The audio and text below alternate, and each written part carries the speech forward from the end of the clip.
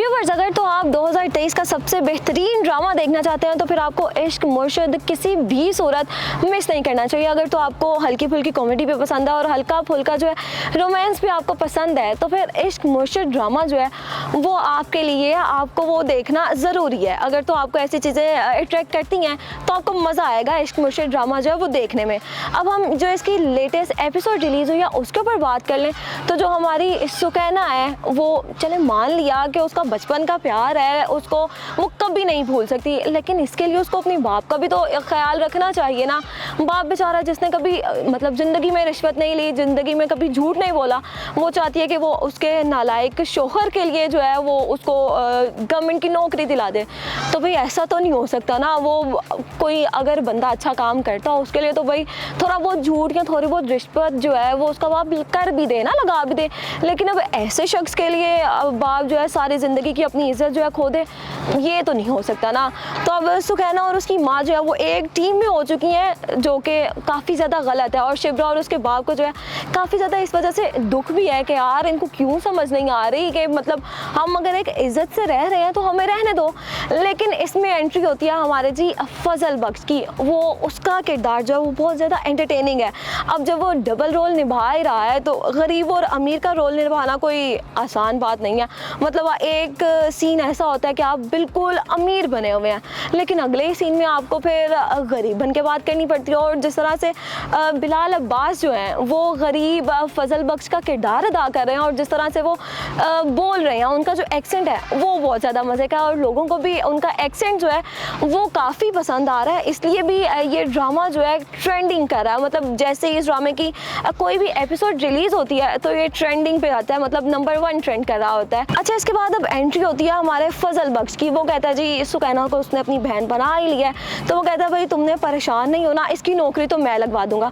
अब जिस तरह का थोड़ा बहुत ये सीन दिखाया जाता है कि वो उसकी पुप्पो को और उसके बेटे को अगवा कर लेता है, मतलब ये थोड़ा हमें लगा कि मतलब पहले भी उसने कोई काम अपना करवाना था तो उसने लोगों को किडनैप करवा दिया और उन्होंने उनकी बात भी मान ली। लेकिन अब हर सीन में तो ऐसा नहीं दिखाना चाहिए था ना, कुछ थोड़ा बहुत तो चेंज दिखाना चाहिए था। क्या इस बार उसको कुछ और करना चाहिए था, यानी वो इतना अमीर है तो वो ऐसे ही उसकी नौकरी लगवा देता, ऐसा भी तो हो सकता था।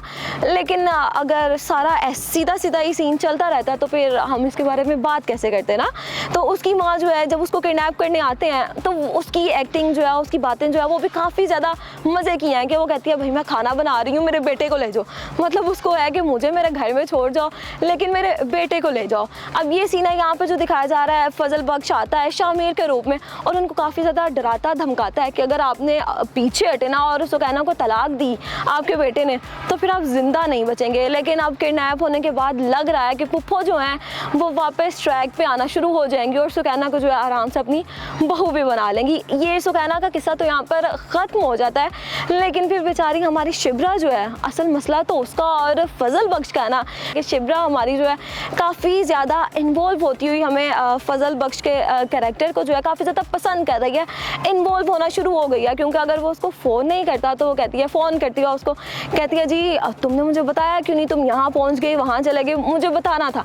मतलब उसके खाने पीने का, उसके आने जाने का प्रॉपर जो है शिब्रा ख्याल रख रही है। अब फजल बख्श को भी है कि यार शायद इसके दिल में मेरे लिए जो है जगह बनना शुरू हो गई है। लेकिन जब शिब्रा का बाप जो है फजल बख्श को कहता है क्या मैंने तुम्हें अपना बेटा बनाया है, तुमने कभी मुझे मायूस नहीं करना और ना ही मेरे साथ कभी झूठ बोलना है, तो यहाँ पर बेचारा हमारा फजल बख्श जो है काफ़ी ज़्यादा परेशान और उदास हो जाता है। क्योंकि उसकी तो बुनियाद ही झूठ से शुरू हुई, मतलब वो उसके बाप को मिला एक झूठ से, मतलब उसकी तो शुरू से लेकर एंड तक की कहानी जो है वो भी झूठ है सारी।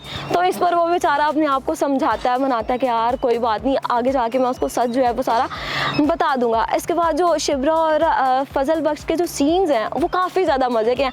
वो फ़ोन करती है शिब्रा उसको कि यार तुम्हें पैसों की ज़रूरत होगी तो 20,000 मेरे पास है, इससे ज़्यादा नहीं मैं दे सकती, तो तुम ले लो।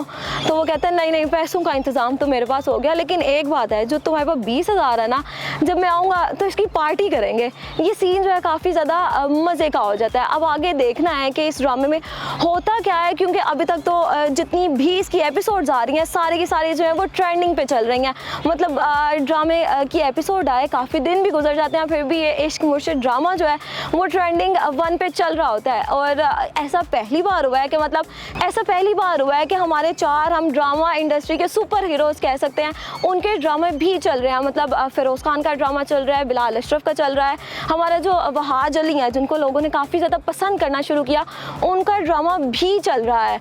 तो उसके बावजूद हमारे बिलाल अशरफ को जो है वो नए भी हैं, जूनियर भी हैं, उसके बाद उनके ड्रामे को इन सब के ड्रामों से ज़्यादा हाइप मिल रही है, लोग पसंद कर रहे हैं। लेकिन अब आप कमेंट करके बताएं कि आपको इन चारों में से किसके ड्रामे जो हैं वो ज़्यादा पसंद आ रहे हैं, और अगर आप ये इश्क मुश्किल देख रहे हैं तो उसमें कौन कौन से ऐसे सीन्स हैं जो आपको बहुत ज़्यादा पसंद आ रहे हैं। अब तक के लिए मुझे दें इजाज़त, आपसे मिलेंगे नई वीडियो के साथ। अल्लाह हाफिज़।